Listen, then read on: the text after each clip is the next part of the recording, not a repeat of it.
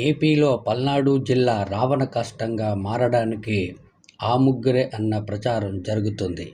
ప్రశాంతంగా ఉండే జిల్లాలో విద్వేషాలను రగిలించారు.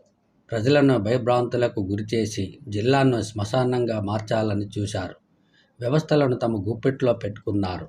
ఎన్నికల కమిషన్ను తోలుబొమ్మగా చేసుకొని తమకు అనుకూలంగా ఉండే పోలీసులను నియమించుకొని ఎన్నికల కథ నడిపించారు. టీడీపీ గూండాలకు పూర్తి స్వేచ్ఛను ఇచ్చారు. వాళ్ళు వైసీపీ నాయకులు, బూత్ ఏజెంట్లు, కార్యకర్తలపై బహిరంగంగా దాడులు చేసినా నో పోలీస్ నో కేసులు.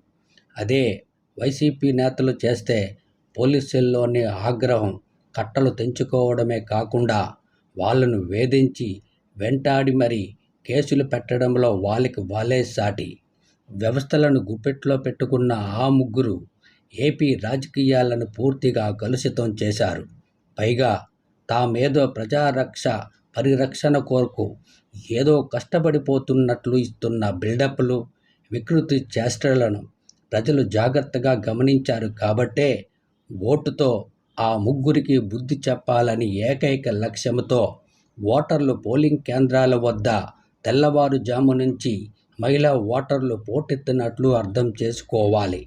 బహుశా పోటెత్తిన ఓటర్లను చూసి ఓడిపోతున్నామని ఒక నిర్ణయానికి వచ్చేశారేమో. అందుకే ఓటర్లపై దాడులకు పాల్పడ్డారని రాజకీయ విశ్లేషకులు అభిప్రాయపడుతున్నారు.